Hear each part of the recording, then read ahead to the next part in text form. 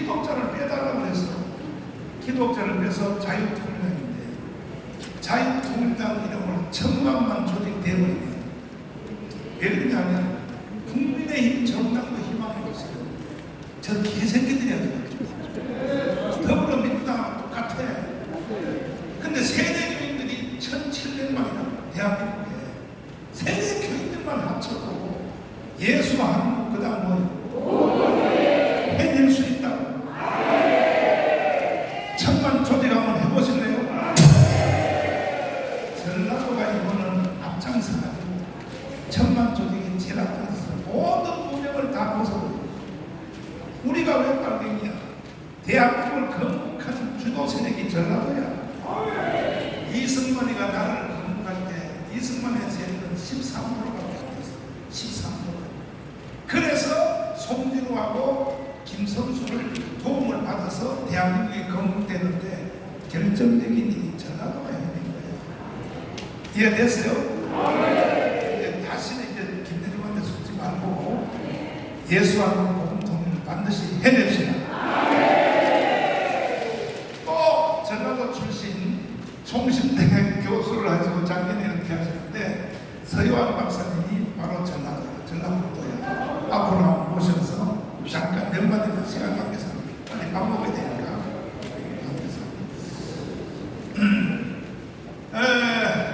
우리 박사님은 총신대 교수 하셨죠? 예.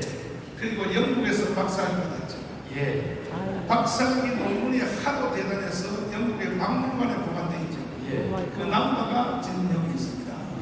이 박사학위 받았는데 존 스타트, 마틴 로이드 존스 전공했는데 세계적인 신학자인데 결국은 뭐냐?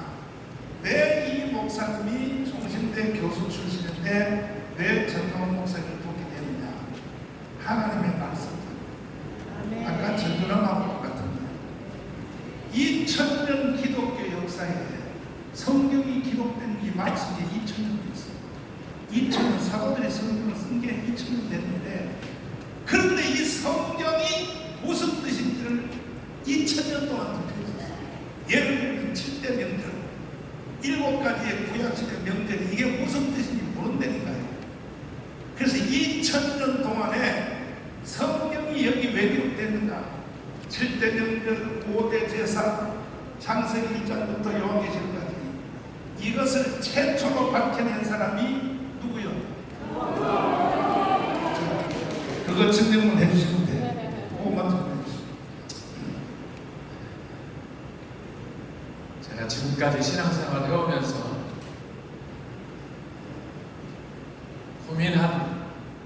고민 중에 하나가 뭐냐면 하나님의 말씀을 어떻게 하면 깊이 있게 영적으로 깨달아서 이것을 교회에서 또 학교에서 가르칠 수 있을까? 이 한 가지 저의 꿈은 저만의 꿈이 아닌 줄로 믿습니다. 신앙생활을 하면서 성경을 읽지만 성경이 이해가 되지 않을 때, 그러나 그 이해되지 않은 말씀을 깨닫고 그 말씀으로 인해서 우리가 감동을 느낄 때 잠을 자지 못했던 그런 몇 날들이 있었는 줄로 믿습니다. 저는 한마디로 안 해본 것이 없습니다. 제 이름이 요한이에요. 모태 출신이에요. 어머니가 자식이 없어서 기도하다가 응답받고 난 아들이에요. 그렇게 해서 목사가 되고 또 교수도 하고 다 해봤지만은 그러나 궁극적으로 풀 수 없는 문제가 뭐냐? 궁금했던 문제가 어떻게 하면 이 하나님의 말씀을 내가 깨닫고 이 말씀을 통해서 하나님의 그 뜻을 영광을 내서 살아갈까? 어느 날 광화문에서 정 목사님 연설을 듣고 또 교회를 찾아가서 말씀을 나누는 가운데 여기에 있는 정광훈 목사님의 말씀표를 선물로 주셨습니다. 겉으로 보기에는 썰렁해요. 내용이 뭐 첫째, 둘째, 셋째 자세하게 설명도 없어요. 이 말씀표를 주시길래 들고 집에 와서 도대체 이 책이 뭔가 봤는데 이걸 보는 순간에 제가 뒤집어졌습니다. 이 말씀서 하나하나 목차를 따라서 봤는데 우리가 흔히 볼 수 있는 제목이 아니에요. 신학교에서 공부하고 다 했지만, 예를 들어서 지금 말씀하셨지만 성경에 나타난 복음의 7대 연합, 저는 처음으로 봤어요. 또 7대 명절에 나타난 그리스도, 창조에 나타난 그리스도 등등 해서 이 말씀을 접하는 순간에 특별히 충격적인 건 뭐냐? 어떻게 이 제목으로 창세기부터 계시록까지 나타난 하나님의 구속사의 진리를 명쾌하게 빼뚫고 있는가? 지난 한 2, 3주 전에도 다니엘서로 본 요한계시록 종말론에 관한 해석을 했는데 정말 얼마나 은혜가 되고 우리의 삶 속에 도전이 되는지, 이 말씀 속에 숨겨진 하나님의 영적 비밀을 제가 깨달았습니다. 너무너무 은혜를 많이 받았습니다. 주변에서 이런저런 얘기를 비판하고 떠드는 그런 사람들이 있는데, 이 말씀에 대해서 정말 진심을 갖고 전 목사님이 제시하는 이 말씀을 접하면 그 영혼이 부활할 줄로 믿습니다. 제발 자기 눈에 있는 들보를 볼 줄 알고 정말 이 말씀을 통해서 한국죄를 깨우치고 경각심을 하고 도전을 주고 예수 한 몸으로 인해서 자유 통일을 외치는 이 광야의 선지자, 광화문의 선지자 전광호 목사님의 메시지에 감동을 받고 목사님을 통해서 한국교회 새롭게 부흥을 일으키는 소위 제3의 성령의 운동이 일어날 수 있기를 진심으로 축원합니다. 내가 미국을 가보니까 내가 설교하는 것이 미국 사람들의 성도들이 더 흥분하고 난리가 났습니다. 반드시 제2의 종교개혁이 이루어집니다. 전준환 목사님을 저한테 데리고 오신 일본에 40년 동안 선교하신 박성희 목사님이 있어요. 그분이 하루는 내 설교를 듣다가 나한테 전화가 왔어. 막 우는 거야. 전화를 못 잡고. 지금 박성희 목사님 이거 지금 듣고 있을지 몰라요. 막 울어. 그러면서 아무리 바빠도 하루만 오사카에 왔다가 내 소원이라 그래. 무슨 소원이가 있어. 하룻밤만 왔다 갔다. 그래서 내가 추석 명절 때 시간을 내서 갔어요. 갔더니 공항에서 내리자마자 나를 데리고 자기 사무실로 데려갔어. 책상 위에다가 부동산 등기부 문서를 이만큼 다 쌓아놨어요. 이게 내가 40년 일본 선교한 일례. 거기는요 큰 기도원도 있고 교회도 있고 아파트도 있고 일본 땅값은 비싸. 그걸 다 쌓아놓고 내 앞에서 절을 하는 거야. 절을. 그래서 내가 뭐 하는 거야 이거 지금은? 그랬더니 나 정강 목사를 친구로 가라는데 내가 설교 듣고 내가 그동안 성경을 읽었지만 난 성경 몰랐다. 그래서 내가 감사해서 일본에 있는 모든 재산을 정강 목사한테 기증을 하는 거야. 그래서 내가 바람 찼어. 장난치지 마. 그건 아니야. 그랬더니 막 울면서 그래. 나는 진실로 하는데 왜 나보고 장난친다고 그러냐. 그러면서 울면서 절을 하는 거야. 그래서 내가 다 듣고 알았어. 그럼 이거 진짜로 내 거야. 그랬더니 등기 이전 다 했는데 내 앞에 등기 이전 하지 말고 내 거니까 내가 다시 관리자로 임명할 테니 내가 팔아서 가족 오라 그럴 때 집값 팔아보기로 잘 관리하고 있으라고. 이게 박성희 목사 하나뿐이 아니에요. 제 설교 듣는 사람. 지금 서영 박사도 마찬가지예요. 세계 최고의 신학자들이요 내 설교에 담는 거예요. 이거는 1550년대에 독일이 종교개혁한 이후로 최고의 사람이에요. 그러므로 반드시 대한민국은 살 수 있어요. 천만 조금만 하면 하나님이 세계 최고의 선교 국가를 만들어 주신다 이거예요. 또 전라도는 한 분을 더 모시겠습니다. 우리 양 목사님한테 나왔어요. 이게 완전히요 나하고 사돈이야. 내 며느리 양배이 친아버지야, 친아버지. 그런데 오직 예수님보다가 김대중이 더 위대하다 이렇게 사는 사람인데 이제 나를 만나가지고 뒤집어졌어. 짧게 만났어요. 할렐루야! 할렐루야! 저 목사님을 가까이서 이렇게 만나 뵈면서 특별히 2019년 6월 8일날 시국선언을 하셨는데 설교 한 편을 듣다가 제 심령에 불이 왔습니다. 사도행전 9장 3절에 바울사도가 담의 세계를 가다가 정말 예수를 뜨겁게 만난 거죠. 제가 그동안 저도 나름대로 열심히 살고 열심히 살았는데 어떻게 살았나 너무나 자괴감을 느끼면서 그날 밤에 많이 울면서 회개했습니다. 하나님, 나도 전 목사님처럼 저렇게 말씀에 붙잡혀서 살기 원합니다. 그래서 사도행전 9장 18절에 눈에 비닐이 벗겨지는 거죠. 그때부터 정말 인생을 새롭게 사는, 그 전에는 사실은 김대중 선생님이라고 불렀는데 이제 노무현 그리고 문재인 이런 분들이 가지고 있는 사상을 헌신적으로 버릴 수 있고 이제 여러분처럼 많은 지도자들 깨어난 것처럼 정말 예수 안고 복음 통일하기 위해서 온 힘을 다해서 달려가기를 결심합니다. 할렐루야! 저 전라도 나주군 삼포면 동네리 612번지에서 태어났습니다. 전라도 새끼야.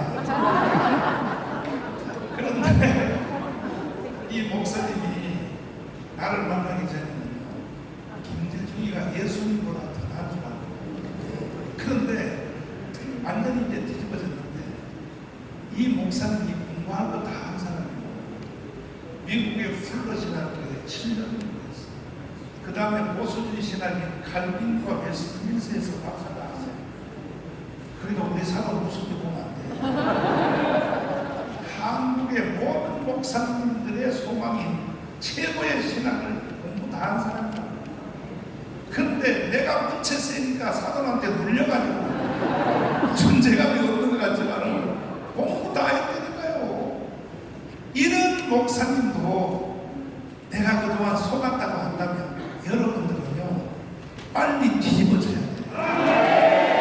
이해됐어요? 박수로 했습니다. 박수. 자,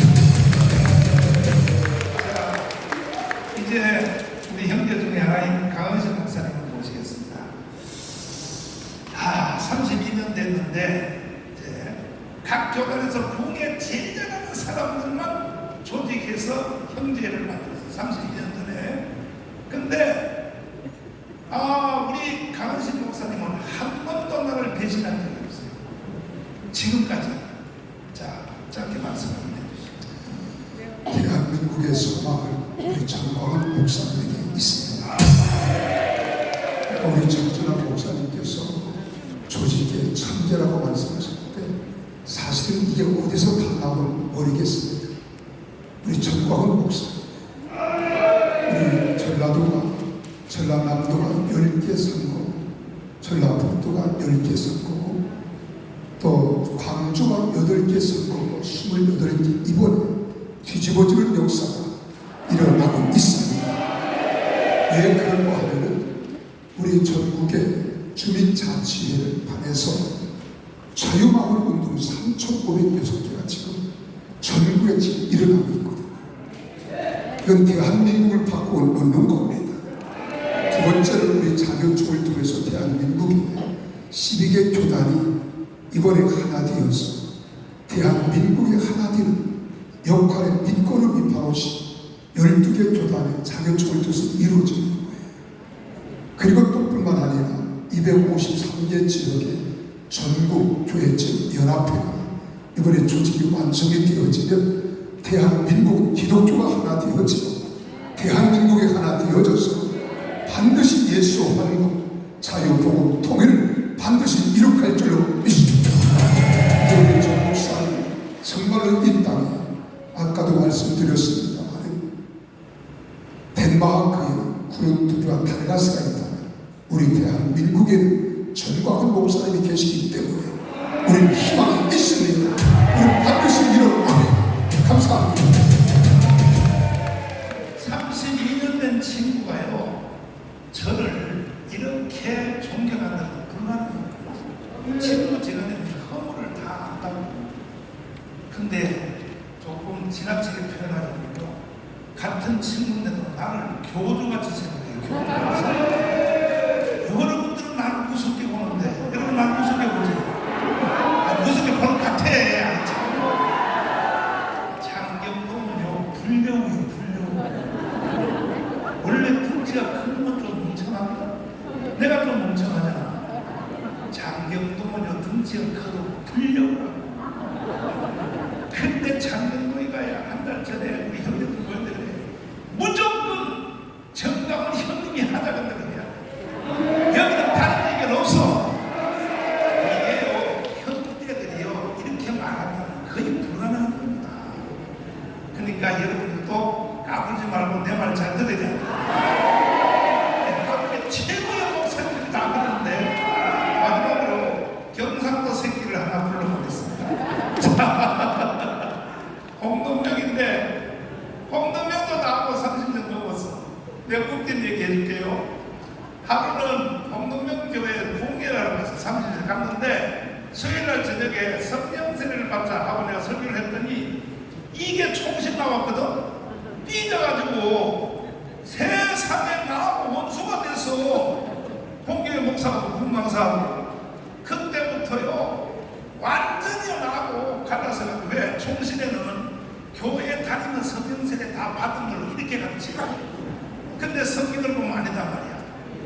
예수 믿고 성령으로 거듭나는 거와 성령 세례는 다르다. 그래가지고 그 차이 때문에 나하고 원수가 됐는데 하나님이요 직접 때려버렸어. 자, 잠깐 말씀해 주시고 그 다음에 식사기도까지 하고 빨리 밥 먹어야 되니까. 아니, 경상도 새끼가 본 전라도에 대해서 얘기해요. 전라도 사람들이 어떻게 보이는가. 저거 김대중한테 빠진 미친 새끼 이렇게 보인다. 그 소리 해달라 이거야.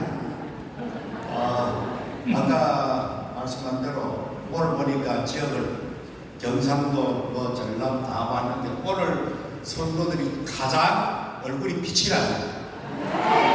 너무나 진심입니다. 욕할 일도 없고 쏟아서 몰라서 그랬으니까 저도 김대중 몰라서 찍었습니다. 우리 친척과 같이 이번 기회는 기회를 주고 화해하고 대한민국 하나 되어야 않겠나. 심지어 감사되는 그 순간에 우리 전라도 광주 가서 그 사람들의 기뻐하는 표정을 보자, 그 정도까지 이야기한 사람이에요. 그런데 이 사람이 이렇게 끔찍한 엄청난 대한민국을 통째로 말아먹는 이런 짓을 할 줄 꿈에도 몰랐죠. 우리는 모두가 그의 체면에 걸려가지고, 특별히 호남 사람들도 그의 체면에서 벗어나야 대한민국이 살아납니다. 그래서 뭐 말씀하면서 저도 적어도 정동산 옆에서 33년, 아까 우리 형제분 1년 제가 거의 만났어요. 33년 동안 옆에서 지켜보고 그 누구보다도 깊이 모든 것을 수많은 전달을 통해 가지고 인간적인 이야기까지 많이 했지만 이와 같이 순진하고 순수하고 어린아이 같은 사람은 저는 본 적이 없습니다. 지금과 마찬가지입니다. 그렇기 때문에 지금까지 같이 함께 가고 있지만은 반면에 제가 성격이 아주 별나기 때문에 조금만 거슬리니까 언제든지 때려치울 그런 스타일 사람. 그래서 지금까지 왔기 때문에 이제 목회도 조금 일찍 접은 이유도 할 일이 있기 때문에 솔직하게 설교를 뭐든지 다 할 수 있지만 사는 일이 땡겨가지고 아프다는 이유로 그렇게 졸업하고 지금 매일 붙어가지고 쓰러질 때까지 지금 한번 해버리라. 머리 마른 대로 제가 홍보사는 앞으로 천국에는 가겠지만은 한꺼방 같은데 그 들어갑니다. 자기는 캐슬에 들어간다. 캐슬에 자기는 캐슬이나 한꺼방은 면회해야 되니까 지금 현재 가다가 다른 데 기다가 지금 오늘 또 몸이 안 좋아가지고 광주에서 우리 남순희 전사님한테 그 유명한 코코시럽 코프시럽 2개 받아가지고 먹고 겨우 지금 버티고 있는데 하나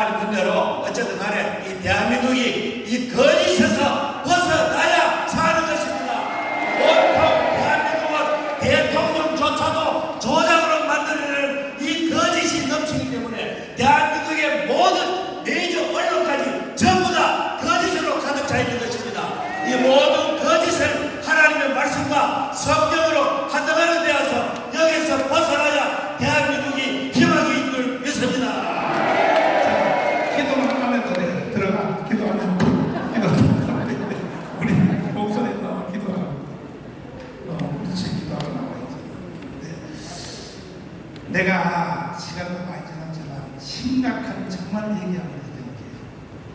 김경재 총재에 관한 얘기입니다. 김대중이가 대통령이 되니까 그때는 제1신복이 김경재야. 김경재 알죠? 호남 사람. 그런데 대통령이 되니까 부르더니 자네가 북한에 특사로 갔다 와. 그래서 비밀로 대통령 당선되고 나서 지도서도 모르게 홍콩을 거쳐서 평양을 갔어요. 갔더니 평양에서 김대중이가 온 것처럼 환영을 하고 오만 것 다 해주고 마지막으로 뭐냐, 김일성 시체 거기에 인사하러 가잖아요. 그래서 나는 거기를 못 가겠다 그러니까 그러면 국립묘지라도 가자. 그 국립묘지를 따라갔어요. 갔더니 앞에 딱 세워놨는데 보니까 광주 사태 때 죽었던 시체 무덤을 앞에다 딱 세워놓고 보세요. 이게 북한에 광주 사태에 와서 희생된 이 무덤을 보여준 거예요. 이때 김경재 총리는요, 지금 이거 듣고 있어요.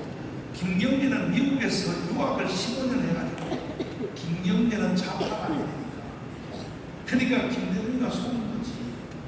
그래서 이걸 보고 이야, 이 북한 인식들이 광주 사태도 이렇게 기입을 했구나.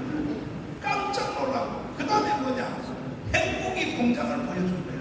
왜? 김경재는 김대중의 신복인 줄 알고 믿고 핵무기 공장을 보여주면서 80%가 완성됐다고. 핵무기가 80%가.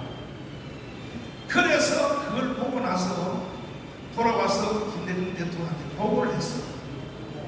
선생님, 거기는 대통령이라도 선생님이라고 그러잖아. 제가 북한에 가서 별걸 다 봤는데 핵무기가 80% 완성이 되었습니다. 그래서 절대로 현찰은 주면 안 되는 거였습니다. 이렇게 보고를 했더니 자네는 국회로 가!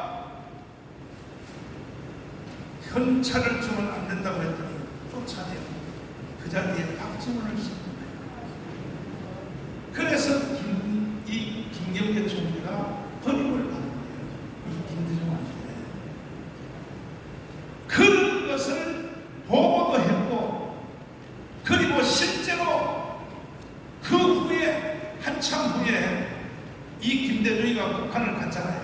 갔어 안 갔어요? 갔어요. 갔으니 핵무기 공장이 얼마큼 전진된다는 걸, 진행된다는 걸 제일 잘 알면서 북한 갔다 와서 하는 말이 뭐라고 말했어요? 북한은 핵무기를 개발할 의도도 없고 돈도 없고, 이렇게 우리나라 국민들한테 보고를 하면서 만약에 북한이 핵무기를 개발하면 그 책임을 내가 지겠다. 우리 내일 동작동 국립묘지에 가자. 책임져야지, 책임져야지. 그래서 김대중이가 간첩이라는 거야. 김경재가 그렇게 보고했는데도 마지막 충격적인 사건, 수표를 한번 보여주세요. 자, 보세요. 김대중이가 지금도 이게 미국의 은행에서 발행된 수표입니다. 이 수표가 한국 돈으로 11조야, 11조. 몇 조라고요? 근데 한국의 은행 직원이, 집사님이 한국에서 11조의 돈이 미국으로 온 거야. 완전 이것이 평양으로 향하고 있는 거야, 평양으로. 그래서 목사님한테 보고했더니 목사님이 CIA에다가 신고를 했어요. CIA에다 신고를 하니까 CIA가 한국 국정원에다 통보했어. 11조의 돈이 평양으로 가고 있다. 그래서 국정원에서 수사를 해야 돼, 안 해야 돼? 수사를 시작했어.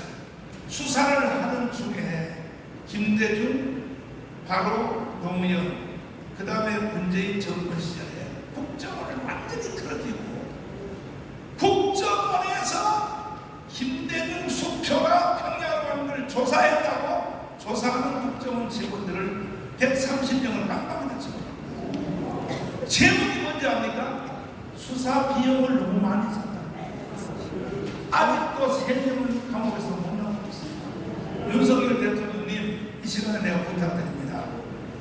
이 수표를 조사하기 위해서 안방에 갔다 온 모든 사람들은 사면 복원해 주세요. 그리고 아직도 3명 못 남은 사람은 빨리 풀어주세요. 대통령은 그런 걸 하라고 대통령 선거입니다. 그런데 이 돈이 11조인데 평양으로 가기로 되어 있는데 지금도 이게 미국에 묶여 있는데 재판을 받는 중에 국정원 직원들이 구속돼서 재판받는데 증인을 이 수표를 발행한 이름이 누구냐면 김대중의 친아들이야. 그 친아들을 불러서 증인을 불러서 판사가 물었어. 이 수표를 본인이 발행했냐니까 맞다고 했어요. 그런데도 어찌하여 정권이 바뀌었는데도 이런 걸 왜 수사를 안 하냐는 거예요. 왜? 기가 막힌 거예요. 그래서 아직도 대한민국의 언론과 분위기를 가축들이 장악하고 있다는 거예요. 왜 그러면 윤석열 대통령이 수사를 못할까? 바치는 세력이 아직도 약하고요. 그래서 우리는 천만 조직이 빨리 끝나야 돼요. 만약에 이 11조의 돈을 북한에 주면 되가 안 돼요. 전라도에다 갖다 줘야지. 전라도에다가 이 돈 가지고 새만금을 개발했으면요 전라도가 다 우파가 돼버려. 사람들이 돈만 들어가면 다 우파가 되게 돼 있어. 근데 일부러 북한은요 전라도를 못 사는 지역으로 계속 이렇게 하는 거예요. 왜? 그래야 전라도가 좌파 도시가 됩니다. 북한의 작전이에요. 일부러 돈 안 주는 거예요. 왜? 그렇게 해야 전라도를 끝까지 좌파로 관리할 수 있습니다. 이런 고단위의 정치술이 있다는 것을 여러분이 잘 아시고 속지 마시고 동의하십니까?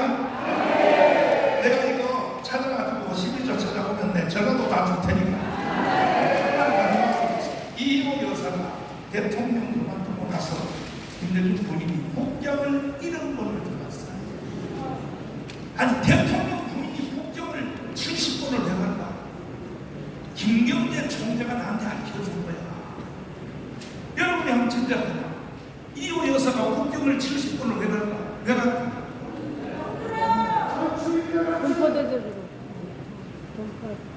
은혜요. 간에 돈 전달하려고 다니고. 그러니 문재인 때 북한으로 넘어간 돈은 얼마인지 상상이 불가능합니다. 이러한 세상에 위기가 왔다는 걸 아시고 반드시 우리가 천만명을 조직하여 예수하고 복음통을 이루어냅시다. 내 사랑하는 목사님을 모셨습니다. 이제 식사기도 한번 해주십니다. 기도하겠습니다. 하나님 아버지 은혜 감사합니다. 한번 우리 지역 이 전북 지역을 하나님이 사랑하셔서 오늘 이 밤 귀한 시간 주신 것을 참으로 감사합니다. 우리 하나님께서 역사하셔서 우리 지역이 하나님께로 온전히 돌아오는 지역이 되게 하여 주시옵소서. 근본 자유통일당 천만조직에 전에도 하나님께서 역사하셨듯이 우리 전북이 제일 선두에 서는 귀한 은혜로 허락하여 주시옵소서. 그래서 이 나라가 바로 서게 하시고 하나님의 나라 되어질 수 있도록 역사하여 주시옵소서. 이 일을 이끌어 나가는 우리 정광훈 목사님 강건하게 붙들어 주시고 날마다 함께하여 주시기를 원합니다. 주님의 능력의 오른손으로 붙잡아 주시기를 원합니다. 또한 귀한 식탁을 대하게 하시는 감사합니다. 강건하여 주님께 영광 돌리며 사는 저희들 다 되게 하여 주옵소서. 그리고 주 예수님의 이름으로 기도하옵나이다. 아멘.